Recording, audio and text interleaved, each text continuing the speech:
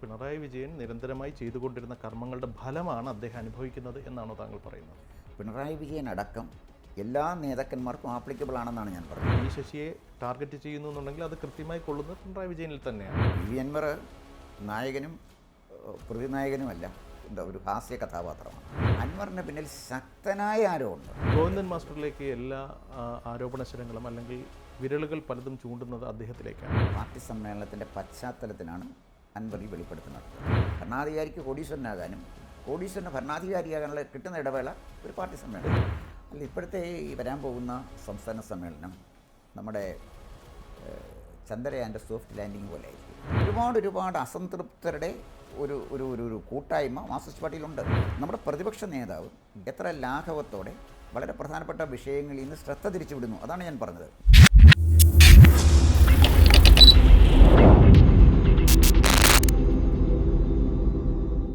നമസ്കാരം. ഇൻ്റർവ്യൂവിൻ്റെ പുതിയൊരു അധ്യായത്തിലേക്ക് സ്വാഗതം. അതിഥി അയച്ചിരുന്നു Shri Konni Gopakumar. Welcome sir, welcome to interview. നമസ്കാരം. വിവാദങ്ങളുടെ ഒരു പെരുമഴക്കാലമാണ് കഴിഞ്ഞ കുറച്ച് ദിവസങ്ങളായിട്ട് കേരളം സാക്ഷ്യം വഹിക്കുന്നത്.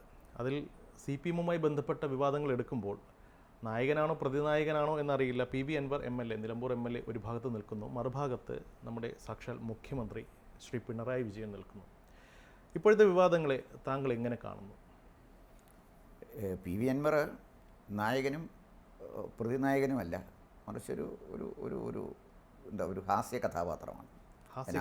അത് വരും. കാരണം വെച്ചാൽ അദ്ദേഹത്തിൻ്റെ ഒരു കൺസിസ്റ്റൻസി ഇല്ലല്ലോ. ആദ്യം അദ്ദേഹം മലപ്പുറത്ത് നടത്തിയ പത്രസമ്മേളനം, പ്രസ് മീറ്റ്, അത് കഴിഞ്ഞ് മുഖ്യമന്ത്രിയെ കണ്ടിട്ട് അദ്ദേഹം പറഞ്ഞത് മറ്റൊരു കാര്യം, MV ഗോവിന്ദനെ കണ്ടിട്ട് അദ്ദേഹം പറഞ്ഞത് മറ്റൊരു കാര്യം, ഇന്ന് രാവിലെ അദ്ദേഹം പറയുന്നത് മറ്റൊരു കാര്യം.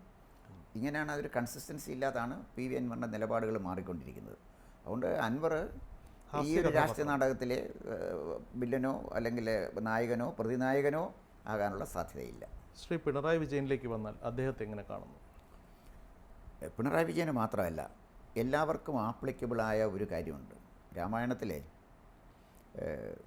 അധ്യാത്മിക രാമായണത്തിലെ നമ്മുടെ തുഞ്ചത്ത് രാമാനുജൻ എഴുത്തച്ഛൻ എഴുതിയ ഒരു വരിയുണ്ട്. അതായത് താൻ നിരന്തരം ചെയ്യുന്ന കർമ്മങ്ങൾ താൻ അനുഭവിച്ചിടുക നീ വരും. അത് നമ്മുടെ വ്യക്തി ജീവിതത്തിലായാലും ശരി, സാമൂഹ്യ ജീവിതത്തിലായാലും രാഷ്ട്രീയ ജീവിതത്തിലായാലും എല്ലാവർക്കും ഒരുപോലെ ആപ്ലിക്കബിളാണ്. ഈ ഒരു സമ്മേളനം, പാർട്ടി സമ്മേളനം കമ്മ്യൂണിസ്റ്റ് പാർട്ടിയെ സംബന്ധിച്ചിടത്തോളം അതിൻ്റെ വലിയൊരു വഴിത്തിരിവായിരിക്കും എന്ന കാര്യത്തിൽ തർക്കമൊന്നുമില്ല. നമുക്ക് സമ്മേളനത്തിലേക്ക് വരാം. അതിന് മുന്നേ താങ്കൾ പറഞ്ഞ വാക്കുകളുടെ ഒരു അകമ്പൊരുൾ പരിശോധിക്കുകയാണെങ്കിൽ താൻ നിരന്തരം ചെയ്യുന്ന കർമ്മങ്ങൾ, അതായത് പിണറായി വിജയൻ നിരന്തരമായി ചെയ്തുകൊണ്ടിരുന്ന കർമ്മങ്ങളുടെ ഫലമാണ് അദ്ദേഹം അനുഭവിക്കുന്നത് എന്നാണോ താങ്കൾ പറയുന്നത്? പിണറായി വിജയൻ അടക്കം എല്ലാ നേതാക്കന്മാർക്കും ആപ്ലിക്കബിൾ ആണെന്നാണ് ഞാൻ പറഞ്ഞത്. അപ്പോൾ എല്ലാവർക്കും ആപ്ലിക്കബിൾ ആകുമ്പോൾ പിണറായി വിജയൻ ഒരു ചെറിയ ഉദാഹരണം ഞാൻ പറയാം. കരുണാകരൻ്റെ ഒരു കാലത്തിൽ എല്ലാവരെയും ഒതുക്കി അടക്കി വാണ ഒരാളാണ്. കോൺഗ്രസ് രാഷ്ട്രീയം അദ്ദേഹത്തിൻ്റെ കൈവെള്ളയിലായിരുന്നു. അദ്ദേഹത്തിൻ്റെ ജീവിതാവസാനം എങ്ങനെ എത്തി?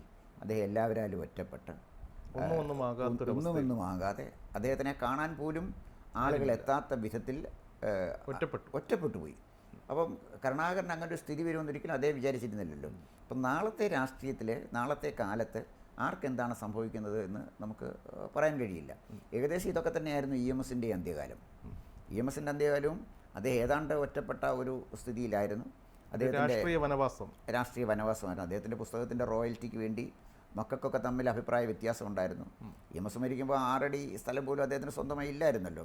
അപ്പം മക്കളെ സംബന്ധിച്ചിടത്തോളം അവരുടെ ജീവിതം സുരക്ഷിതമാക്കണം, അതിനൊന്നും കഴിയാത്ത വിധത്തിലായിപ്പോയി. EM ശ്രീധരനും ഒക്കെ അതിനകത്ത് ഒരുപാട് ദുഃഖമുണ്ടായിരുന്നു. EMSനോട് അഭിപ്രായ വ്യത്യാസത്തിനേക്കാൾ അച്ഛൻ ഞങ്ങളുടെ കാര്യം പരിഗണിച്ചില്ലല്ലോ എന്ന ദുഃഖം മക്കൾക്ക് അന്ത്യകാലത്തുണ്ടായി. അപ്പം അതാണ് ഞാൻ ഈ പറഞ്ഞു വന്നത്. നമ്മളൊരു കർമ്മം ചെയ്യുമ്പം അതിൻ്റെ കർമ്മത്തിൻ്റെ ഫലം നമ്മൾ അനുഭവിച്ച് പറ്റുള്ളൂ. ഇവിടെ താങ്കൾ നേരത്തെ പറഞ്ഞ കാര്യം ഒന്നുകൂടെ ആവർത്തിക്കണം. അതായത് ശ്രീ PV അൻവർ അദ്ദേഹം ഒരു ഹാസ്യ കഥാപാത്രമാണ്. കുറച്ചുകൂടെ വ്യക്തമായി പറഞ്ഞാൽ ഒരു കോമാളിയാണ് എന്ന് വേണമെങ്കിൽ താങ്കളുടെ വാക്കുകളെ വായിച്ചെടുക്കാം. പക്ഷേ അദ്ദേഹം ഒരു മണ്ടനാണ് എന്ന് ഞാൻ വിശ്വസിക്കുന്നില്ല. കാരണം അദ്ദേഹം കൃത്യമായൊരു തിരക്കഥയുടെ, കൃത്യമായൊരു പ്ലാനിൻ്റെ അടിസ്ഥാനത്തിലാണ് ഈ ആരോപണങ്ങളെല്ലാം ഉന്നയിക്കുന്നത്. നേരെ ഒരു ദിവസം ഒരു സുപ്രഭാതത്തിൽ മലപ്പുറം SP ക്യാമ്പ് ഓഫീസിൽ പോകുന്നു. അവിടെ കുത്തിയിരിപ്പ് സമരം നടത്തുന്നു. ഒരു ചെറിയൊരു ബോംബ് അവിടെ പൊട്ടിക്കുന്നു. അത് കഴിഞ്ഞ് പിറ്റേ ദിവസം വാർത്താ സമ്മേളനം നടത്തി വലിയൊരു ബോംബ് പൊട്ടിക്കുന്നു. അങ്ങനെ കുറേയധികം ആരോപണങ്ങളായി മുന്നോട്ട് പോയ അദ്ദേഹം മുഖ്യമന്ത്രിയുടെ ഓഫീസിലേക്ക് കടന്നു പോകുന്നു. അവിടെ അടച്ച മുറിയിൽ ഒരു ഡീല് നടന്നിട്ടുണ്ട്. പുറത്തു വരുമ്പോൾ അദ്ദേഹം വളരെ അച്ചടക്കമുള്ള ഒരു കുട്ടിയായി മാറും. അകത്ത് ആ റൂമിനകത്ത് എന്തായിരിക്കാം ഒരു പക്ഷേ സംഭവിച്ചിട്ടുണ്ടാവുക? അതൊരു ഹാസ്യ കഥാപാത്രം അല്ലെങ്കിൽ ഒരു ഹാസ്യ തിരക്കഥയാണ് എന്ന് ഞാൻ വിശ്വസിക്കുന്നില്ല. അതിനകത്ത് എന്തായിരിക്കാം നടന്നിട്ടുണ്ടാവുക? തീർച്ചയായിട്ടും രണ്ടുപേർക്കും കൊടുക്കൽ വാങ്ങലുകൾ സ്വാഭാവികമായിട്ടുണ്ടല്ലോ. കാരണം പി വി അൻവർ CPM വേണ്ടി ജീവിച്ച ആളൊന്നുമല്ല, ഒരു ബിസിനസ്സുകാരനായിരുന്നു. പ്രത്യേക ഒരു സാഹചര്യത്തിൽ വന്നതാണ്. ഇപ്പോഴത്തെ ഒരു കമ്മ്യൂണിസ്റ്റ് പാർട്ടിയുടെ ഒരു സാഹചര്യങ്ങൾ അല്ലെങ്കിൽ പാർട്ടി ഒന്ന് പരിശോധിച്ചാൽ ഭരണാധികാരികൾ കോടീശ്വരന്മാരാകുകയും കോടീശ്വരന്മാർ ഭരണാധികാരികളാകുകയും വരുന്നതിനുള്ള ഇടവേള എന്ന് പറയുന്നൊരു സമ്മേളനമേ ഉള്ളൂ. ഭരണാധികാരിക്ക് കോടീശ്വരനാകാനും കോടീശ്വരന് ഭരണാധികാരിയാകാനുള്ള കിട്ടുന്ന ഇടവേള ഒരു പാർട്ടി സമ്മേളനം. എന്തോ ഒരു ഡീല് നടന്നു. അപ്പോൾ ദാറ്റ് മീൻസ് അപ്പോൾ ഇത്തരം ഡീലുകൾ തീർച്ചയായിട്ടും ഉണ്ട്. എന്തോ ഒരു ധാരണ അല്ലെങ്കിൽ അത് എത്തിക്കാണും. ആ ധാരണയിൽ എത്തുന്നതിനേക്കാൾ കുറച്ചുകൂടെ നല്ല ഡീല് അപ്പുറത്തുണ്ടായി എന്ന് വരാം. ഇപ്പോൾ ഡീലിൻ്റെ കാര്യം എങ്ങനെയാണല്ലോ, ബെറ്റർ ഓപ്ഷൻ ആണല്ലോ എപ്പോഴും എടുക്കുന്നത്. അതിനകത്ത് എന്ത് സംഭവിച്ചു എന്നുള്ളത് ഇപ്പോഴും അവ്യക്തമാണ്. പക്ഷേ എന്തോ സംഭവിച്ചിട്ടുണ്ട്. അത് കഴിഞ്ഞിട്ട് പിറ്റേ ദിവസം ശ്രീ MV ഗോവിന്ദൻ, അദ്ദേഹം പാർട്ടി സെക്രട്ടറിയാണ്, അദ്ദേഹത്തെ കാണാൻ പോയി. അവിടെയും ഒരു അടച്ചുമുറി സംഭാഷണം നടക്കുന്നു. അതിനുശേഷം അൻവർ വീണ്ടും പഴയതുപോലെ അഗ്രസീവ് ആകുന്നു. ആ അച്ചടക്കമുള്ള കുട്ടിയിൽ നിന്ന് അഗ്രസീവായ ഒരു ക്ഷോഭിക്കുന്ന യുവത്വം, ആ ഒരു ലെവലിലേക്ക് അദ്ദേഹം മാറി. എന്തായിരിക്കാം സംഭവിച്ചിട്ടുണ്ടാകുക? താങ്കൾ പറഞ്ഞതുപോലെ അവിടത്തേക്കാൾ ബെറ്ററായ ഒരു ഡീൽ ഇവിടെ കിട്ടിയത് കൊണ്ടായിരിക്കാം. ശരിയാണോ? ഒരു പക്ഷേ അതായിരിക്കാം. ഞാനതാ പറഞ്ഞത്, അൻവറിൻ്റെ നിലപാടുകളിൽ ഒരു കൺസിസ്റ്റൻസി ഇല്ല. അതാണ് ഞാൻ ആദ്യം തന്നെ സൂചിപ്പിച്ചത്. എന്നോട് അനീഷ് ചോദിച്ചത് നായകനോ പ്രതിനായകനോ. ഈ ചിത്രത്തിൽ ഒരിക്കലും അൻവറിന് നായകനോ ആകാൻ പറ്റില്ല, പ്രതിനായകനും ആകാൻ പറ്റില്ല. അതിനുള്ള സ്റ്റഫ് അദ്ദേഹത്തിനില്ല.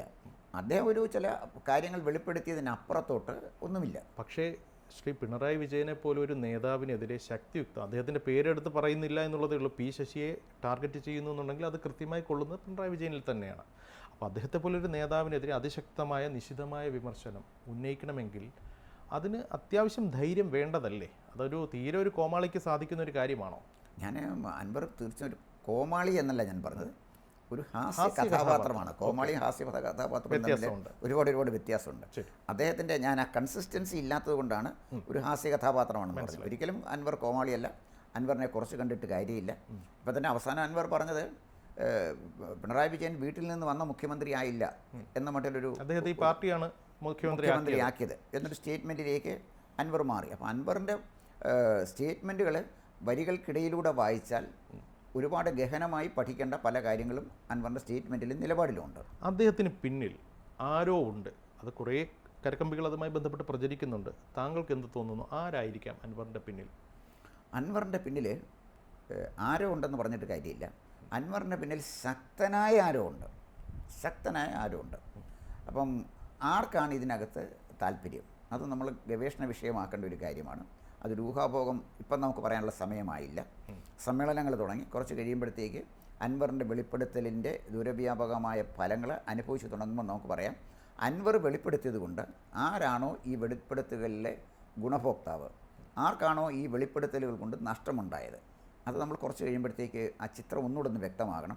എങ്കിലേ നമുക്ക് അതിനെക്കുറിച്ച് പറയാൻ പറ്റുള്ളൂ. നിലവിലെ മാധ്യമ വാർത്തകൾ അനലൈസ് ചെയ്യുകയാണെന്നുണ്ടെങ്കിൽ CPM സംസ്ഥാന സെക്രട്ടറി ശ്രീ MV ഗോവിന്ദനാണ് ഇതിൻ്റെ പിന്നിൽ.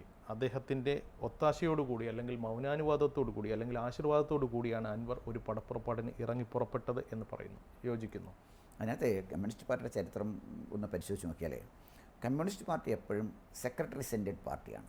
സെക്രട്ടറി ഏകചക്രാധിപതിയാണ്.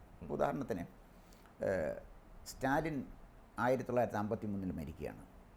56 പാർട്ടി സമ്മേളനത്തിന് ക്രൂഷ്ചേവ് വന്നിട്ട് സ്റ്റാലിൻ്റെ ക്രൂരകൃത്യങ്ങളെക്കുറിച്ചാണ് പറയുന്നത്. സ്റ്റാലിനെതിരെ കടുത്ത നിലപാടാണ് അന്ന് ക്രൂഷ്ചേവ് കൈക്കൊണ്ടത്. അപ്പോൾ അന്ന് ഒരു രസകരമായ കഥയാണോ നടന്ന സംഭവമാണോ എന്ന് അറിഞ്ഞുകൂടാ. ക്രൂഷ്ചേവ് ഇങ്ങനെ ശക്തമായി സ്റ്റാലിനെ വിമർശിച്ചപ്പോൾ പ്രതിനിധികൾ ആരോ ഒരാൾ ഇരുന്നുകൊണ്ട് ചോദിച്ചു, അന്ന് ഇതൊന്നും പറഞ്ഞില്ലല്ലോ, സ്റ്റാലിൻ ഉണ്ടായ സമയത്തൊന്നും പറഞ്ഞില്ലല്ലോ. ഉടനെ പെട്ടെന്ന് ക്രൂഷ്ചേവ് പോക്കറ്റിൽ നിന്ന് തോക്കെടുത്തിട്ട് ചോദിച്ചു, ആരാണ് അത് പറഞ്ഞത് എന്ന് ചോദിച്ചു. നിശബ്ദം, ആരുമില്ല. എന്നിട്ട് ക്രൂഷ്ചേവ് തോക്ക് അതുപോലെ തന്നെ പഴയ സ്ഥാനത്തിലേക്ക് പറഞ്ഞു, ഇതുകൊണ്ടാണ് ഞാനൊന്നും പറയാതിരുന്നത്. പക്ഷേ അവിടെ ഒരു കാര്യമുണ്ട്. CPMൻ്റെ ഒരു സംഘടനാ സംവിധാനം വെച്ചിട്ട് സെക്രട്ടറി സെൻറ്റേഡ് പാർട്ടിയാണെന്ന് താങ്കൾ പറഞ്ഞു. പക്ഷേ അത് 2016 മുൻപ് വരെ, 2016 ശേഷം അങ്ങനെയാണെന്ന് പറയാൻ സാധിക്കും? 2016 ശേഷം അങ്ങനെയാണെന്ന് പറയാൻ തീർച്ചയായിട്ടും പറ്റില്ല. പക്ഷേ അതിനകത്ത് വേറെ കാര്യമുണ്ട്, അതുകൂടെ നമ്മളൊന്ന് പരിഗണിക്കേണ്ട കാര്യമുണ്ട്. അതായത് ഈ കമ്മ്യൂണിസ്റ്റ് പാർട്ടിയെ കേരളത്തിന് മാത്രമായിട്ട് ഒറ്റ തിരിഞ്ഞ് കണ്ടിട്ട് കാര്യമില്ല. പാർട്ടിയുടെ ഒരു ചരിത്രപരമായൊരു പശ്ചാത്തലം നമ്മൾ പരിശോധിക്കണം. ലെനിൻ വന്നു, തൊട്ടുപുറകെ സ്റ്റാലിൻ വന്നു, സ്റ്റാലിന് ശേഷം ക്രൂഷ്ചേവ് വന്നു, ക്രൂഷ്ചേവ് വന്നിട്ട് കുറച്ച് കാലത്തേക്ക് മലങ്കോവ് വന്നു, കുറച്ച് കാലത്തേക്ക് അദ്ദേഹം ഇരുന്നുള്ളൂ. അതിനുശേഷം ബ്രഷ്നേവ് ദീർഘകാലം ഇരിക്കുകയാണ്. പിന്നെ ചെർണങ്കോ വരികയാണ്. അതിനുശേഷമാണ് Boris Yeltsin communist party secretary. Boris യെൽസിൻ്റെ സമയത്താണ് കമ്മ്യൂണിസ്റ്റ് പാർട്ടി തകരുന്നത്. 1991 സോവിയറ്റ് USSR എന്ന് പറയുന്ന ഒരു രാജ്യം തന്നെ ഛിന്ന ഭിന്നമായി കൊച്ചു കൊച്ചു രാജ്യങ്ങളായിട്ട് പോകുന്നു. അത് ഞാൻ റഷ്യയുടെ കാര്യമാണ് പറയുന്നത്. ചൈനയിലേക്ക് പോയാൽ ചൈനയിലും ഈ കാര്യമുണ്ട്. മാവോ സേ തുങ് അധികാരത്തിലിരിക്കുന്നു. അദ്ദേഹത്തിൻ്റെ കാലഘട്ടം കഴിഞ്ഞ് ഡെങ് സിയാവോപിങ് വരുന്നു. ഡെങ് സിയാവോപിങ് വന്നു കഴിഞ്ഞപ്പോൾ അതിനുശേഷം അദ്ദേഹത്തിൻ്റെ പുറകെ വന്നത് ജിയാങ് സെമിനാണ്. ജിയാങ് സെമിന് ശേഷം വന്നത് ഹു ജിൻടാവോയാണ്. ഹു ജിൻടാവോയ്ക്ക് ശേഷമാണ് ഷീ ജിൻപിങ് വന്നത്. ഇവിടെ ഒരു വ്യത്യാസം, മാവോയുടെ സാംസ്കാരിക വിപ്ലവം അടക്കം ഉണ്ടായിരുന്ന എല്ലാ കാര്യങ്ങളെയും ഡെങ് സിയാവോ തള്ളി പറഞ്ഞു. ഡെങ് സിയാവോ വളരെ ലളിതമായിട്ടൊരു കാര്യം പറഞ്ഞു, പൂച്ച കറുത്തതായാലും വെളുത്തതായാലും എലിയെ പിടിച്ചാൽ മതി. ദാറ്റ് മീൻസ് കമ്മ്യൂണിസ്റ്റ് പാർട്ടി മുതലാളിത്ത സംവിധാനം സ്വീകരിച്ചു എന്നതിനർത്ഥം. വളരെ കാലങ്കാരിയായിട്ട് അത് പറഞ്ഞു എന്നേ ഉള്ളൂ. കാര്യം നടക്കണം. ആ തുടർന്ന് വന്നപ്പോൾ ഷീ ജിൻപിങ്ങിൻ്റെ കാലത്തേക്ക് വന്നപ്പോൾ എന്ത് പറ്റി? ഷീ ജിൻപിങ് ആജീവനാന്ത ഭരണാധികാരിയെ ആജീവനാന്ത പാർട്ടി നേതാവായിട്ട് പ്രഖ്യാപിച്ച് പാർട്ടി സമ്മേളനം അത് അംഗീകരിച്ചിരിക്കുകയാണ്. ആലോചിക്കണം, കമ്മ്യൂണിസ്റ്റ് പാർട്ടിയുടെ ചൈനീസ് കമ്മ്യൂണിസ്റ്റ് പാർട്ടിയുടെ ഒരു കഷ്ടകാലം ഒന്ന് ആലോചിച്ച് നോക്കണം. ഷീ ജിൻപിങ് മരിക്കുന്നിടം വരെ അദ്ദേഹത്തിനെ താങ്ങണമെന്നുള്ളൊരു ഗതികേടിലേക്ക് പാർട്ടി എത്തി. അദ്ദേഹം എത്ര നല്ല നേതാവായാലും ചീത്ത നേതാവായാലും ജനങ്ങൾക്കൊരു ഓപ്ഷൻ ഇല്ലാതെ മാറി. പക്ഷേ അതിൽ നിന്ന് വ്യത്യസ്തമാണ് കേരളം. ഇന്ത്യയിലെ കമ്മ്യൂണിസ്റ്റ് പാർട്ടിക്കുള്ള പ്രശ്നം വെച്ചാൽ ഇവിടെ ഒരു ജനാധിപത്യ സംവിധാനം നിലനിൽക്കുന്ന ഒരു രാജ്യത്താണ് പ്രവർത്തിക്കുന്നത്. കേരളത്തിലെ കമ്മ്യൂണിസ്റ്റ് പാർട്ടി എന്ന് പറഞ്ഞാൽ കേരളത്തിലേ കമ്മ്യൂണിസ്റ്റ് പാർട്ടി ഉള്ളൂ, വേറെ എവിടെയാണ് കമ്മ്യൂണിസ്റ്റ് പാർട്ടി ഇരിക്കുന്നത്? അപ്പോൾ എന്ന് പറഞ്ഞാൽ communist party of India Marxist എന്ന് പറയുന്ന ഒരു party communist party of Kerala Marxist ആയിട്ട് പോയി, ചുരുങ്ങിപ്പോയി. ശരി, 2021 കേരളത്തിലെ 99 സീറ്റ് അവർ പിടിച്ചു. ബംഗാളിൽ 0 സീറ്റാണ് പിടിച്ചത്. ആലോചിച്ച് നോക്കണം. കേരളത്തിനേക്കാൾ സമർത്ഥനായ അല്ല കേരളത്തിലെ ഏത് നേതാവിനേക്കാൾ മുന്നേ നിൽക്കുന്ന ആളാണ് ജ്യോതി ബസു. അദ്ദേഹമാണ് അവിടെ ഭരിച്ചുകൊണ്ടിരുന്നത്.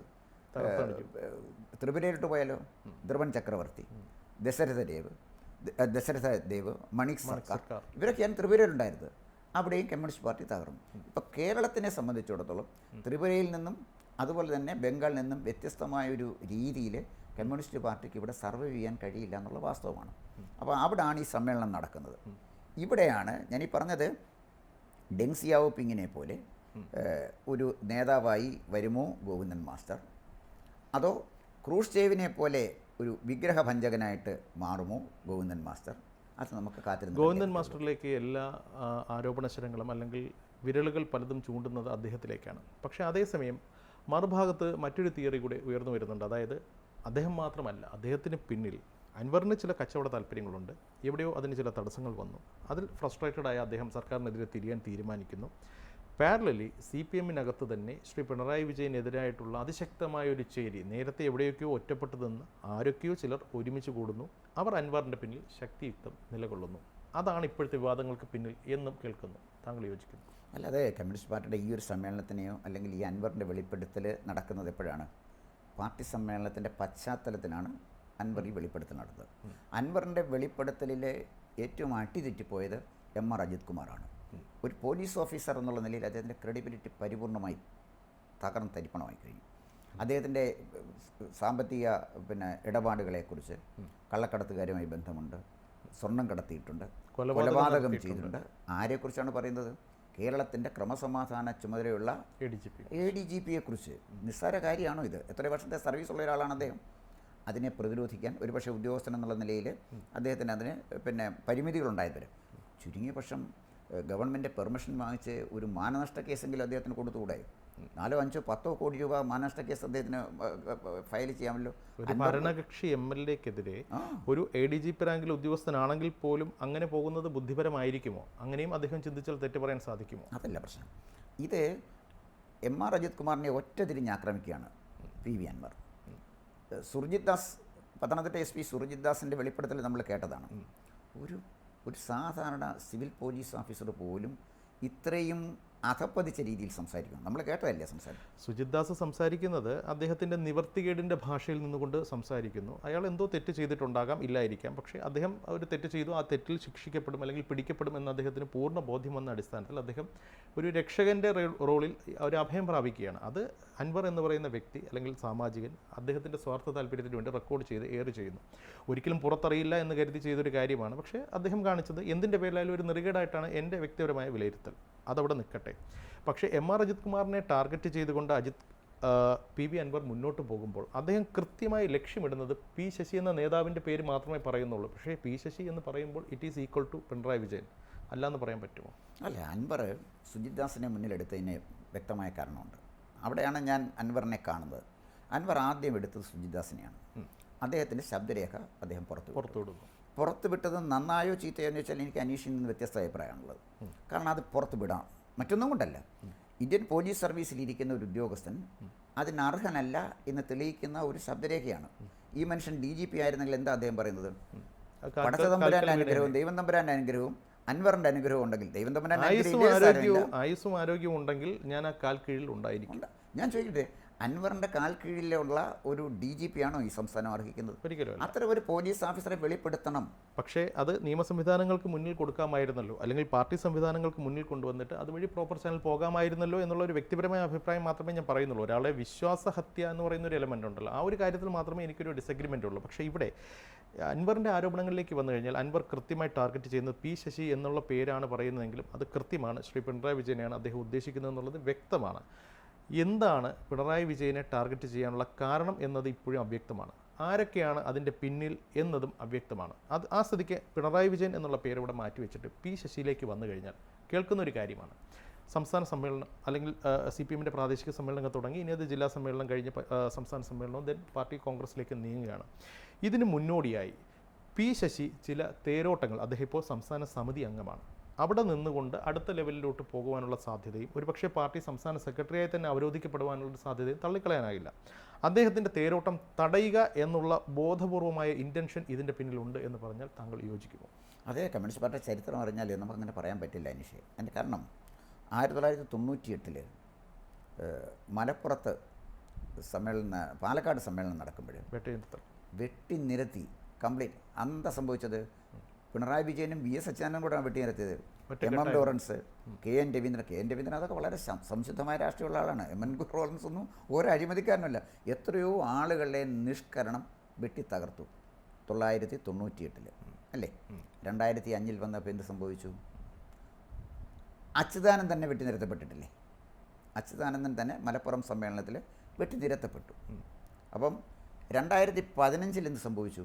2015 ആലപ്പുഴ സമ്മേളനം നടക്കുമ്പോൾ അച്യുതാനന്ദൻ ആലപ്പുഴ സമ്മേളനത്തിൽ നിന്ന് ഇറങ്ങിപ്പോയി. കമ്മ്യൂണിസ്റ്റ് പാർട്ടിയുടെ ഭരണഘടന അനുസരിച്ച് ഏറ്റവും ഗൗരവതരമായ തെറ്റ്, ഒരാൾ പാർട്ടി സമ്മേളനത്തിൽ നിന്ന് വാക്കൗട്ട് ചെയ്ത് പോവുകയാണ്. MV രാഘവനെ പുറത്താക്കിയതും ഗൗരിയമ്മയ്ക്കെതിരെ നടപടിയെടുത്തുമായിട്ട് തട്ടിച്ചു നോക്കുമ്പോൾ അവരും ഒന്നും ചെയ്തിട്ടില്ല. യാതൊന്നും ഒരു ബദൽരേഖ MV രാഘവൻ പിന്നെ അത് അവതരിപ്പിച്ചത് ഈ നയനാർ അടക്കമുള്ള എല്ലാവരുടെയും സമ്മതത്തോടു കൂടിയാണ്. അല്ലാതൊന്നും അല്ലാതെ ഒടുവിൽ അദ്ദേഹം ഒറ്റപ്പെട്ടു. അദ്ദേഹത്തിനെ പുറത്താക്കേണ്ട ഒരു കാര്യമില്ലായിരുന്നു.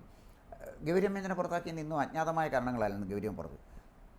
VS അച്യുതാനന്ദൻ പരസ്യമായി പുറത്ത് പോയിട്ട് പോലും അച്യുതാനന്ദൻ എന്തുകൊണ്ട് അച്യുതാനന്ദൻ തൊടാനൊക്കാഞ്ഞത്? അച്യുതാനന്ദന് ജനകീയ അടിത്തറയെ തകർക്കാൻ കമ്മ്യൂണിസ്റ്റ് പാർട്ടിയുടെ ജനകീയ അടിത്തറയ്ക്ക് കഴിയില്ല എന്ന് ബോധ്യമുള്ളതുകൊണ്ടാണ്. വളരെ സിമ്പിളാണ് അതിൻ്റെ ലോജിക്ക്. ഇപ്പോഴത്തെ സാഹചര്യത്തിലേക്ക് വരുമ്പോൾ ഇപ്പോൾ അച്യുതാനന്ദൻ്റെ അഭാവം, അച്യുതാനന്ദൻ സജീവ രാഷ്ട്രീയത്തിലില്ല, അഭാവം വന്നപ്പോൾ 2016 പിണറായി വിജയൻ മുഖ്യമന്ത്രിയായി വരുന്നു. അച്യുതാനന്ദൻ മുഖ്യമന്ത്രിയായിരിക്കുന്ന 2005 കാലഘട്ടത്തിൽ കർശനമായി കർശനമായി അത് പിന്നെ VS-ഉം പിണറായി വിജയനുള്ളൊരു ഭയങ്കര ഫ്രിക്ഷനായിരുന്നു. ശരിക്കും പറഞ്ഞാൽ അതിനകത്ത് ഏകദേശം ഒരു മീഡിയേറ്ററായിട്ട് നിന്നത് കോടിയേരി ബാലകൃഷ്ണനാണ്. അദ്ദേഹം ഒരു പിന്നെ സമവായത്തിൻ്റെ ഒരാളെന്നുള്ള നിലയിൽ, ആരോടെയും പരുഷമായിട്ട് പെരുമാറാത്ത ഒരാളെന്നുള്ള നിലയിൽ അദ്ദേഹമാണ് ഒരു പരിധി വരെ അത് കൊണ്ടുപോയത്. അതൊരു പൊട്ടിത്തെറിയിൽ എത്താതെ പോയതിൻ്റെ കാരണവും കോടിയേരി ബാലകൃഷ്ണൻ. 2 കാരണമുണ്ട്.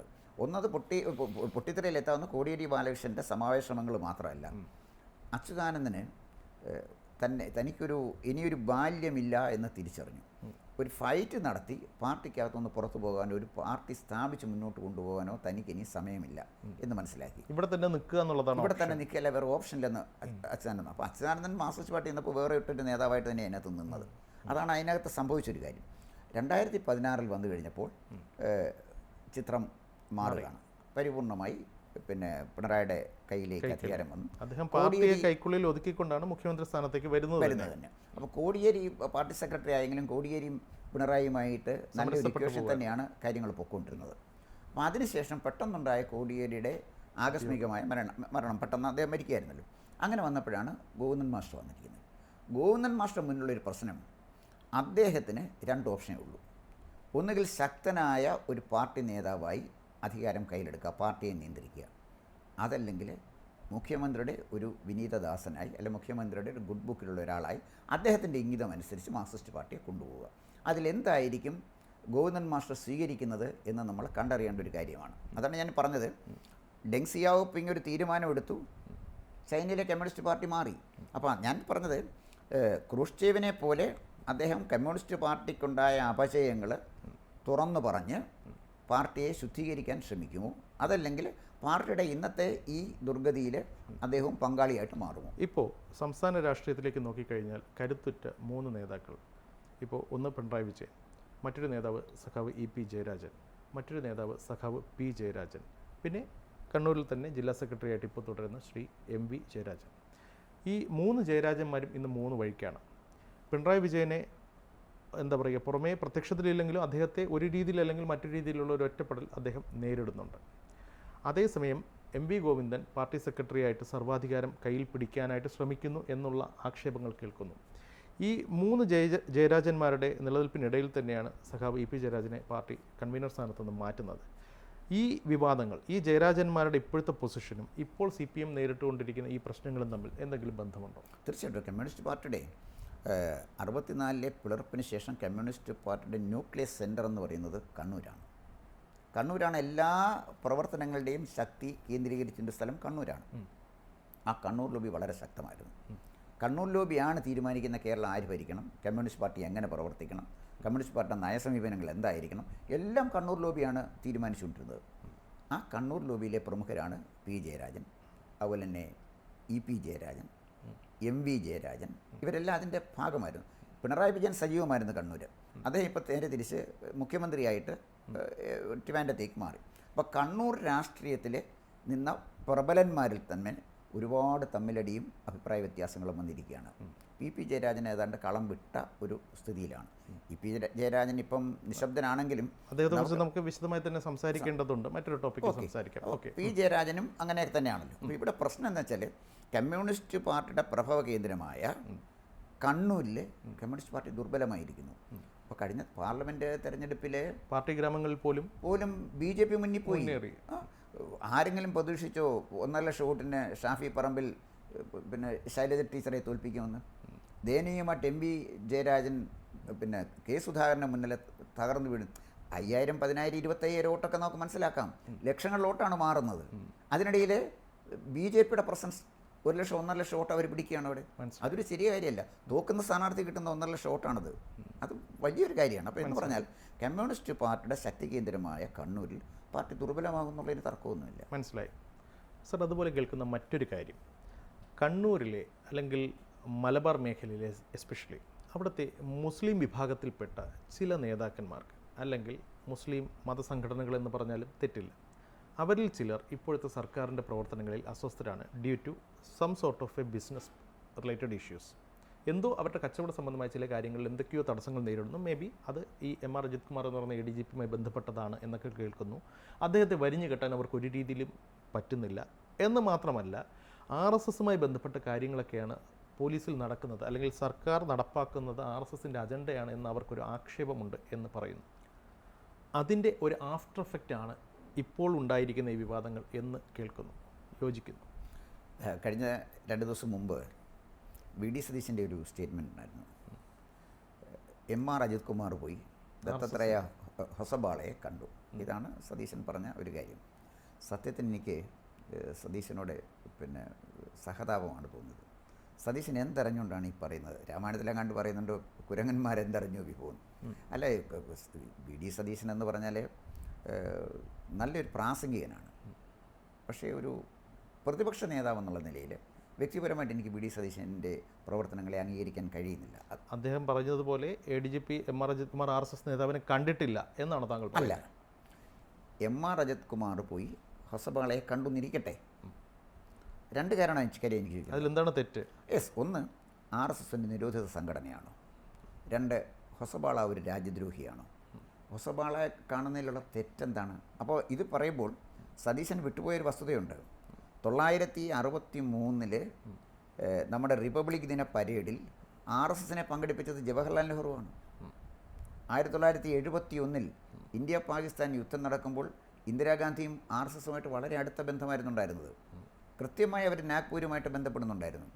1984 ഇന്ദിരാഗാന്ധി കൊല്ലപ്പെടുമ്പോൾ രാജീവ് ഗാന്ധി അധികാരത്തിലെത്തിക്കുന്നതിന് വേണ്ടിയാണ് RSS നിന്നത്. അപ്പം ഈ സതീശൻ്റെ ഈ പറച്ചിൽ കേട്ടാൽ എന്താണ് അദ്ദേഹം പക്ഷേ അവിടെ അതിലൊരു വിഷയമുണ്ട് സാർ. ഇപ്പോഴത്തെ സമകാലിക രാഷ്ട്രീയത്തിലേക്ക് വന്നു കഴിഞ്ഞാൽ RSSൻ്റെ ഒരു നേതാവിനെ കണ്ടതുകൊണ്ട് മാത്രമാണ്, അല്ലെങ്കിൽ അതിൽ എന്താ പറയുക, ജാഗ്രത കുറവുണ്ടായി എന്നുള്ള ഒരു ഒറ്റ കാരണം കൊണ്ടാണ് സഖാവ് EP ജയരാജനെ LDF കൺവീനർ സ്ഥാനത്ത് നിന്ന് മാറ്റിയത്. മാത്രവുമല്ല, RSSൻ്റെ പ്രഖ്യാപിത ഹൈന്ദവ അജണ്ട അല്ലെങ്കിൽ അവരുടെ പ്രഖ്യാപിത രാഷ്ട്രീയ നിലപാടുകൾക്കെതിരെ ശക്തിയുക്തം നിലകൊള്ളുന്നൊരു പ്രസ്ഥാനമാണ് CPM. ആ പ്രസ്ഥാനത്തിൻ്റെ ഒരു നേതാവ് അല്ലെങ്കിൽ അദ്ദേഹത്തിന് വേണ്ടിയിട്ട് അവരുടെ ഒരു പ്രതിപുരുഷനായിട്ട് ഒരു ADGP കണ്ടുവെങ്കിൽ അത് ഗുരുതരമായ പ്രശ്നം തന്നെയല്ലേ? അത് അഡ്രസ് ചെയ്യുന്നതിൽ എന്താണ് തെറ്റ്? അല്ല, അത് നമ്മുടെ കാലത്ത് അടുത്ത സമയത്തുണ്ടായ ഒരു കാര്യമാണ്. EM ശങ്കരൻ നമ്പൂതിരിപ്പാടും P പരമേശ്വരനുമായിട്ട് അടുത്ത സൗഹൃദമായിരുന്നു. മണിക്കൂറുകളോളം P പരമേശ്വരനും P ഗോവിന്ദപിള്ളയും PG-യെക്കാട്ടി വലിയ ബുദ്ധിയില്ലല്ലോ, സംവാദങ്ങളടക്കുകയും സംസാരിക്കുകയും ചെയ്യുമായിരുന്നു. അപ്പം ഞാൻ പറഞ്ഞ അങ്ങനെ ഒരു പൊളിറ്റിക്കൽ കൾച്ചർ നമുക്കില്ലാതായതാണ് പ്രശ്നം. ആ കാലഘട്ടത്തിൽ നടന്നത് ആശയപരമായ സംവേദനങ്ങളാണ്. പക്ഷേ ഇപ്പോൾ നടക്കുന്നത് പൊളിറ്റിക്സാണ്, അല്ലെങ്കിൽ പവർ പൊളിറ്റിക്സാണ്, അല്ലെങ്കിൽ കച്ചവടമാണ്, അല്ലെങ്കിൽ സെറ്റിൽമെൻറ്റുകളാണ്. അപ്പോൾ ആ സാഹചര്യത്തിൽ VD സതീശൻ പറയുന്നതിൽ ഒരു കഴമ്പില്ലേ? അല്ല, സെറ്റിൽമെൻറ്റിലുണ്ടെങ്കിൽ ആ സെറ്റിൽമെൻറ്റിൽ VD സതീശനും ഉണ്ടല്ലോ. അവരുടെ രാഷ്ട്രീയവും സെറ്റിൽമെൻറ്റ് രാഷ്ട്രീയമല്ലേ, അവരുടെ രാഷ്ട്രീയവും കച്ചവട രാഷ്ട്രീയമല്ലേ? മനസ്സിലായി. അപ്പോൾ അതിനകത്ത് ഞാൻ ഈ പറഞ്ഞു വന്നതിൻ്റെ കാര്യം വെച്ചാൽ, നമ്മുടെ പ്രതിപക്ഷ നേതാവ് എത്ര ലാഘവത്തോടെ വളരെ പ്രധാനപ്പെട്ട വിഷയങ്ങളിൽ നിന്ന് ശ്രദ്ധ തിരിച്ചുവിടുന്നു. അതാണ് ഞാൻ പറഞ്ഞത്. MR അജിത് കുമാറിനെതിരെ PV അൻവർ ഉന്നയിച്ച ഒരു ആരോപണത്തെക്കുറിച്ചും ഗൗരവമായിട്ട് സതീശൻ എടുക്കുന്നില്ല. അദ്ദേഹം കണ്ടത് ഹൊസബാളയെ കണ്ടതാണ് വലിയൊരു അപരാധമായിട്ട് എടുക്കുന്നത്. ഞാൻ പറഞ്ഞത് ഒരു മനുഷ്യൻ്റെ ബൗദ്ധികമായ പരിമിതിയാണ്. പൊളിറ്റിക്കൽ സ്ട്രാറ്റജി ഇല്ലാത്തതുകൊണ്ട്, പൊളിറ്റിക്കൽ ഇൻ്റലിജൻസ് ഇല്ലാത്തതുകൊണ്ടാണ് ഇങ്ങനെ പറയുന്നത്. അവിടെ പ്രശ്നം എവിടെയാണെന്നറിയോ ഞാനിത് പറഞ്ഞത്? എന്താ കാര്യം വെച്ചാൽ, കോൺഗ്രസ്സിന് ഹൈന്ദവ വോട്ട് നഷ്ടപ്പെട്ടുകൊണ്ടിരിക്കുകയാണ്. ഈ കഴിഞ്ഞ തെരഞ്ഞെടുപ്പിൽ കോൺഗ്രസ് ഇത്രയും നന്നായിട്ട് പെർഫോം ചെയ്തത് മുസ്ലിം ലീഗ് എടുത്ത നിലപാട് കൊണ്ടാണ്. രാമക്ഷേത്രത്തിൽ പോകുന്നതിലും പ്രതിഷ്ഠാ ചടങ്ങിൽ പങ്കെടുക്കുന്നതിലും തെറ്റില്ലെന്ന് പാണക്കാട് തങ്ങളൊരു നിലപാടെടുത്തത് കൊണ്ടാണ്. പാണക്കാട് തങ്ങൾ തിരിച്ചൊരു നിലപാടെടുത്തില്ലെങ്കിൽ കോൺഗ്രസിന് ബുദ്ധിമുട്ട് വരുമായിരുന്നു പിടിച്ചു നിൽക്കാൻ. അപ്പോൾ ഞാൻ പറഞ്ഞു വന്നത്, കോൺഗ്രസിൻ്റെ സ്പേസ് എവിടെയാണ് കേരള പൊളിറ്റിക്സിൽ? അവരാരോടൊപ്പമാണ്? അവർ മതനിരപേക്ഷ ശക്തികളോടൊപ്പമാണെങ്കിൽ അങ്ങനെ ഒരു നിലപാടെടുക്കണം. അതല്ല വർഗീയ നിലപാടാണെങ്കിൽ അങ്ങനെ ഒരു നിലപാടെടുക്കണം. ഞാൻ ഈ വിഷയമായിട്ട് ബന്ധമില്ലെങ്കിലും ഞാനത് പറഞ്ഞു എന്ന് മാത്രമേ. മനസ്സിലായി. താങ്കൾ നേരത്തെ പറഞ്ഞ ആ ഒരു ഉത്തരത്തിനെ ഒന്നുകൂടെ ഞാൻ ആവർത്തിക്കുകയാണ്. അതിൽ ഒരു ഉപചോദ്യമായിട്ട് വരികയാണ്. താങ്കൾ നേരത്തെ പറഞ്ഞു P ശശി ഒരു പക്ഷേ ഉന്നത തലങ്ങളിലേക്ക് പോയേക്കാം, ഇല്ലായിരിക്കാം, അതൊന്നും ഇപ്പോൾ പറയാൻ പറ്റില്ല എന്നുള്ളൊരു കാര്യം താങ്കൾ പറയുന്നു. എന്നിരുന്നാലും ലേശം ഹൈപ്പത്തറ്റിക്കലാണ്. എന്നിരുന്നാലും ഞാൻ ചോദിക്കുകയാണ്, ഈ വരുന്ന സംസ്ഥാന സമ്മേളനങ്ങൾക്കൊടുവിൽ P ശശി ഉയരങ്ങളിലേക്ക് പോകാതിരിക്കാൻ വേണ്ടിയിട്ട് നടത്തുന്ന ഒരു ആസൂത്രിത നീക്കമായിട്ട് ഇപ്പോഴത്തെ വിവാദങ്ങളെ കണ്ടാൽ തെറ്റുണ്ടാവുമോ അതിൽ? അല്ല, ഇപ്പോഴത്തെ ഈ വരാൻ പോകുന്ന സംസ്ഥാന സമ്മേളനം നമ്മുടെ ചന്ദ്രയാൻ്റെ സോഫ്റ്റ് ലാൻഡിങ് പോലെ ആയിരിക്കും. എങ്ങനെയാണ് നിൽക്കുന്നതെന്നോ ഒരു പ്രവചനവും പറ്റില്ല. കാരണം എന്ന് വെച്ചാൽ രണ്ട് കൂട്ടരും ആയുധങ്ങൾ സമാഹരിച്ചുകൊണ്ടിരിക്കുകയാണ്. മാർക്സിസ്റ്റ് പാർട്ടിയിൽ എന്ത് സംഭവിക്കാം? ഇപ്പോൾ തെലങ്കാനയിലെ ഇതുപോലൊരു സമ്മേളനത്തിന് മുമ്പ് തെലങ്കാനയിലെ കമ്മ്യൂണിസ്റ്റുകാരൊരു പാർട്ടി ഉണ്ടാക്കി, ബഹുജൻ ലെഫ്റ്റ് പാർട്ടി, BLP എന്നാണ് അതിൻ്റെ പേര്. കമ്മ്യൂണിസ്റ്റ് പാർട്ടിയിൽ ഉണ്ടായതാണ്. ആ പാർട്ടി യഥാർത്ഥത്തിൽ പിളർന്നാണ് തെലുങ്കിൽ. പിളർന്ന് നമ്മളറിയാത്ത ആരുമില്ലാത്ത പാർട്ടി പിളർന്നിട്ട് കാര്യം തന്നെ ആയിരിക്കുന്നു. ആരുമില്ലാത്ത പാർട്ടി, ഇപ്പോൾ ആന്റണി രാജുവിൻ്റെ പാർട്ടി പിളർന്നാൽ ആരും അറിയുന്നു, അല്ലെങ്കിൽ കേരള കോൺഗ്രസ് വേറെ എന്തൊക്കെ ഒരു ഗ്രൂപ്പ് ഉണ്ടല്ലോ ആരുമില്ലാത്ത, അവരൊക്കെ പിളർന്നാൽ ആരും അറിയത്തില്ല. അതുപോലെയാണ് തെലങ്കാനയിൽ സംഭവിച്ചത്. തെലങ്കാന വിപ്ലവം നടന്ന സ്ഥലമാണ്, കൽക്കട്ട തീസിസ് പരീക്ഷിച്ച സ്ഥലമാണ്. അവിടുത്തെ ഗതികേടാണ് ഞാൻ ഈ പറയുന്നത്. അപ്പോൾ ഇവിടെ വരുമ്പോൾ ഉണ്ടാകുന്നൊരു പ്രോബ്ലം എവിടെയാണെന്ന് ചോദിച്ചു കഴിഞ്ഞാൽ, മാർക്സിസ്റ്റ് പാർട്ടിയിലെ രണ്ട് വിഭാഗം, ഒന്ന് പിണറായിക്ക് അനുകൂലവും മറ്റൊന്ന് പിണറായിക്കും എതിരുമാണ്. അതാണ് വാസ്തവം. പിണറായിക്ക് ഒരു വിഭാഗം ആളുകൾ എതിരാണ്. അത് ഭംഗ്യം തന്നെയാണ്. നമ്മൾ പലപ്പോഴും വന്നിട്ടുണ്ട്. ജി സുധാകരൻ്റെ സ്റ്റേറ്റ്മെൻറ്റ് എടുത്ത് നോക്കണം, തോമസ് ഐസക്കിൻ്റെ നിരാശ കാണണം. നമ്മൾ ആലോചിക്കും, MV ജയരാജനെ പുറത്താക്കിയതിൽ അദ്ദേഹത്തിൻ്റെ അസംതൃപ്തിയുണ്ട്, P ജയരാജൻ അദ്ദേഹത്തിൻ്റെ കാരണങ്ങളാൽ അസംതൃപ്തിയുണ്ട്. അങ്ങനെ ഒരുപാട് അസംതൃപ്തരുടെ ഒരു ഒരു ഒരു കൂട്ടായ്മ മാർക്സിസ്റ്റ് പാർട്ടിയിലുണ്ട്. നമുക്ക് പാർട്ടി സമ്മേളനങ്ങളിലോട്ട് വന്നു കഴിഞ്ഞാൽ, ഇപ്പോൾ പ്രാദേശിക സമ്മേളനങ്ങൾ തുടങ്ങിക്കഴിഞ്ഞു, ബ്രാഞ്ച് സമ്മേളനങ്ങൾ, ഏരിയ സമ്മേളനങ്ങൾ ഓൾമോസ്റ്റ് അതിലേക്ക് കടന്നു കഴിഞ്ഞു. ഇവിടങ്ങളിലൊക്കെ രൂക്ഷമായിട്ട് പാർട്ടി പിണറായി വിജയൻ വിമർശനങ്ങൾ നേരിടുന്നു എന്നൊക്കെ മാധ്യമ വാർത്തകൾ ഇതിനോടകം തന്നെ വന്നു തുടങ്ങി. ഇനിയിപ്പോൾ വന്നില്ലെങ്കിലും മാധ്യമങ്ങൾ അതൊന്ന് ഊതിപ്പെരിപ്പിച്ച് വലുതാക്കിക്കോളും, ഇല്ലാത്ത വിമർശനങ്ങൾ ഉണ്ടാക്കിക്കോളും. അത് ഒരു ഭാഗത്ത് നടക്കട്ടെ. പക്ഷേ വിമർശനങ്ങളുണ്ട് എന്നുള്ളത് ഒരു യാഥാർത്ഥ്യമാണ്. ആ വിമർശനങ്ങൾ ജില്ലാ കമ്മിറ്റികളിലേക്ക് എത്തുമ്പോൾ എങ്ങനെയായിരിക്കും അതിൻ്റെ ഒരു ആഫ്റ്റർ എഫക്റ്റ്, അല്ലെങ്കിൽ അതിൻ്റെ ഒരു രൂപവും ഭാവവും എങ്ങനെ മാറുമെന്ന് നമുക്കിപ്പോൾ പറയാൻ പറ്റില്ല. പക്ഷേ സംസ്ഥാന സമിതിയിലേക്ക് എത്തുമ്പോൾ അവിടെ ഈ പറയുന്ന വികാരം, താഴെത്തട്ടിലെ വികാരം സംസ്ഥാന ലെവലിൽ അല്ലെങ്കിൽ ജില്ലാ തലങ്ങളിലൊക്കെ പ്രതിഫലിക്കും എന്ന് താങ്കൾ കരുതുന്നുണ്ടോ? ഒരു പരിധി വരെ അത് പ്രതിഫലിച്ചേ പറ്റുള്ളൂ. കാരണം വെച്ചാൽ 2005 മലപ്പുറം സമ്മേളനം നടക്കുമ്പോൾ അന്ന് പാർട്ടി രേഖ, അതായത് പീപ്പിൾസ് ഡെമോക്രസിയിലെ ഒരു ലേഖനമുണ്ടാണ്. ഈ പാർട്ടി ഇതിനെക്കുറിച്ച് വളരെ വിശദമായിട്ട് പഠിച്ചിട്ട് എനിക്ക് തോന്നുന്നു സീതാറാം യെച്ചൂരി എഴുതിയാണെന്നാണ് എൻ്റെ ഓർമ്മ. അപ്പം അദ്ദേഹം 2 ജില്ലകളിലെ വിഭാഗീയ പ്രവർത്തനങ്ങളെക്കുറിച്ച് പറയുന്നുണ്ട്. ഒന്ന് ആലപ്പുഴയും മറ്റൊന്ന് തൃശ്ശൂരുമാണ്. ആലപ്പുഴ വിഭാഗീയ പ്രവർത്തനങ്ങൾ നടത്തവരെ മുഴുവൻ പളനിയെ അടക്കം എല്ലാം ഒതുക്കി റെഡിയാക്കി ഒക്കെ പോയി അത് ആ ഭാഗത്തായി. തൃശ്ശൂരും അവർക്ക് വേണ്ടാത്ത പ്രതിയോഗികളൊക്കെ അവരൊതുക്കി. ഇന്ന് തൃശ്ശൂർ ഇവിടെ നിൽക്കുകയാണ്. കരുവന്നൂർ ബാങ്കിൻ്റെ വെളിപ്പെടുത്തലിൽ ആരെ എപ്പോഴും അറസ്റ്റ് ചെയ്യുമെന്ന് നമുക്കറിയില്ല. കമ്മ്യൂണിസ്റ്റ് പാർട്ടിക്ക് പറയാൻ നോക്കുമോ പിന്നെ തൃശ്ശൂരെ CPM ഈ കരുവന്നൂർ ബാങ്ക് തട്ടിപ്പിൽ പങ്കാളിത്തമില്ലെന്ന് പറയാൻ പറ്റില്ലല്ലോ. ആലപ്പുഴ എച്ച് സലാം ഇവിടെ നിൽക്കുന്നു, ജി സുധാകരൻ ഇവിടെ നിൽക്കുന്നു, അല്ലെങ്കിൽ ജി സുധാകരൻ ഇവിടെ നിൽക്കുന്നു, നമ്മുടെ സാംസ്കാരിക മന്ത്രി ഇവിടെ നിൽക്കുന്നു. ഞാൻ പറഞ്ഞു വന്നത് ആലപ്പുഴയുടെ നേതാക്കന്മാരുടെ ക്വാളിറ്റേറ്റീവ് ചേഞ്ചാണ്. ക്വാളിറ്റിയുള്ള ലീഡേഴ്സ് ഇല്ലാതാകുന്നു. തൃശ്ശൂരും ക്വാളിറ്റിയുള്ള ലീഡേഴ്സ് ഇല്ലാകുന്നു. ഈ ക്വാളിറ്റി ഉള്ള ലീഡേഴ്സ് ഇല്ലാതാകുന്നത് കേരള വ്യാപകമായി കാണുന്ന ഒരു ഇല്ലാതാകുന്നതാണോ ഒതുക്കപ്പെടുന്നതാണ്. അപ്പോൾ ഞാനിത് പറയുമ്പോൾ പിന്നെ സാന്ദർഭികമായിട്ട് പറഞ്ഞാണ്. ഞാൻ എൻ്റെ ഗ്രാമത്തിൽ കഴിഞ്ഞ ഒരു മാസം മുമ്പ് പോയപ്പോഴേ അവിടെ പഴയ ഒരു സഖാവ്, അദ്ദേഹത്തിൻ്റെ പേര് ഞാൻ പറയുന്നുണ്ട്, ശരിയല്ല, പക്ഷേ ഞാൻ ആകെപ്പാടെ ഈ പാർട്ടിക്കകത്തുണ്ട് എന്നെ സഖാവ് എന്ന് വിളിക്കുന്ന അദ്ദേഹത്തെ ഉള്ളായിരുന്നു. കാരണം ജീവിതം മുഴുവൻ ഈ പാർട്ടിക്ക് വേണ്ടി മാറ്റി വെച്ച ആൾ, അദ്ദേഹത്തിൻ്റെ ജീവിത സായനത്തിലെത്തിയ ആളാണ്. സുഖമില്ല കിടക്കെന്ന് പറഞ്ഞ് ഞാൻ അവിടെ ചെന്നപ്പോഴേ അദ്ദേഹം എന്നെ കണ്ടുകൊണ്ട് എന്നോട് വലിയ സ്നേഹവും വാത്സല്യവും ഒക്കെ ഉണ്ടായിരുന്ന ആളാണ്. അപ്പം ഞാൻ പാർട്ടി പ്രവർത്തനം നടക്കുന്ന കാലഘട്ടത്തിൽ എന്നെ ഒരുപാട് പ്രോത്സാഹിപ്പിച്ചിട്ടുള്ള ആളാണ്. അപ്പോൾ അദ്ദേഹം കട്ടിലിൽ നിന്ന് എണീറ്റിരുന്ന് എൻ്റെ കയ്യെ പിടിച്ചുകൊണ്ട് പറഞ്ഞു, സാറേ നമ്മുടെ പാർട്ടി എങ്ങോട്ടാണ് പോകുന്നത്, എന്താണ് നമ്മുടെ പാർട്ടിക്ക് സംഭവിച്ചത്? ഈ മനുഷ്യൻ കരയുകയാണ്. ഇത് കരഞ്ഞപ്പോൾ അദ്ദേഹത്തിൻ്റെ ഭാര്യ വന്ന് പറഞ്ഞു, അത് ഇപ്പോൾ ഈ അനുഭവിക്കുന്നതിൻ്റെ പ്രശ്നങ്ങളൊക്കെ സ്വയം ഉണ്ടാക്കി വെച്ചാണ് സാറേ. ഞാൻ ചോദിച്ചാൽ എന്താണ്? ചില പാർട്ടിയുടെ സംവിധാനം മാറിക്കഴിഞ്ഞപ്പോൾ അവരെ ആരും അംഗീകരിക്കത്തില്ലെന്ന് പറഞ്ഞാൽ എങ്ങനെയാണ്? സിസ്റ്റത്തിനൊപ്പം നിൽക്കണമായിരുന്നു അദ്ദേഹം. അപ്പോൾ അദ്ദേഹം അതിന് മറുപടി പറഞ്ഞെന്നറിയാം, സാറിനറിയാമോ ഇന്ന ആളുകളാണ് ഇപ്പോൾ പാർട്ടിയെ നയിക്കുന്നത്, അവരാരൊക്കെയാണെന്ന് സാറിന് അറിയാമല്ലോ, എങ്ങനെയാണ് സാറേ നമുക്ക് അവരെ അംഗീകരിക്കാൻ പറ്റുന്നത്? അദ്ദേഹത്തിൻ്റെ ചോദ്യമാണ്. ഇവിടെ കമ്മ്യൂണിസ്റ്റ് പാർട്ടിക്ക് എത്തിയ ഒരു സ്ഥിതിയെക്കുറിച്ചാണ് ഞാൻ പറഞ്ഞത്. കമ്മ്യൂണിസ്റ്റ് പാർട്ടിയിലെ ഒരു 3 തരത്തിലുള്ള കേഡറുണ്ട് ഇന്ന് കമ്മ്യൂണിസ്റ്റ് പാർട്ടിയിൽ. മറ്റ് ഏറ്റവും അധികം പ്രതിബദ്ധതയുള്ള പരസ്പരം സ്നേഹിക്കുന്ന സഖാക്കളുണ്ടായിരുന്ന ഒരു പ്രസ്ഥാനമാണ്. അവർക്കൊരു പ്രത്യയശാസ്ത്ര പ്രതിബദ്ധതയുണ്ടായിരുന്നു, സഖാക്കളോട് പരസ്പര സ്നേഹവും ഉണ്ടായിരുന്നു. എന്തെല്ലാം പറഞ്ഞാൽ കമ്മ്യൂണിസ്റ്റ് പാർട്ടിയിലുണ്ടായിരുന്നു.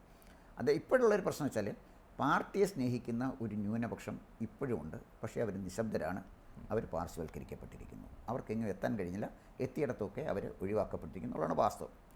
രണ്ടാമത് ഒരു വിഭാഗമാണുള്ളത്, അവരുടെ ബിസിനസ് താല്പര്യങ്ങൾ സംരക്ഷിക്കാൻ പാർട്ടി ചേർന്ന ഒരാളുകളാണ്.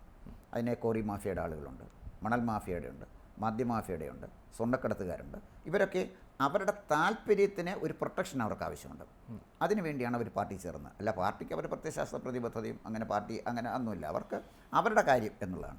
മൂന്നാമത് ഈ പാർട്ടിയിൽ ചേർന്ന് ഒരു സഹകരണ സംഘത്തിലെ മെമ്പറാകാം, ഡയറക്ട് ബോർഡിൽ വരാം, അല്ലെങ്കിൽ പഞ്ചായത്തിൽ മത്സരിക്കാം, അല്ലെങ്കിൽ ഒരു ജോലി തരപ്പെടുത്താം എന്ന് വിചാരിച്ച് ചില പേഴ്സണൽ അജണ്ടയിലോടുകൂടി വന്ന ആളുകളാണ് മൂന്നാമതൊരു കൂട്ടർ. ഈ 3 കൂട്ടരാണ് ഇന്ന് മാർക്സിസ്റ്റ് പാർട്ടിക്കുള്ളത്. ഈ 3 കൂട്ടരെ വെച്ചുകൊണ്ടാണ് പാർട്ടി സംസ്ഥാന സമ്മേളനം നടക്കാൻ പോകുന്നത്.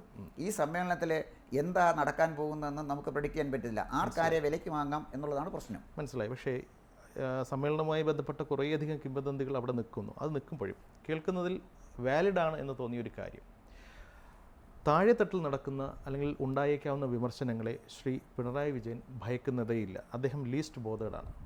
പക്ഷേ സംസ്ഥാന സമിതി ചേരുമ്പോൾ അദ്ദേഹം എന്തിനെയോ ഭയക്കുന്നു.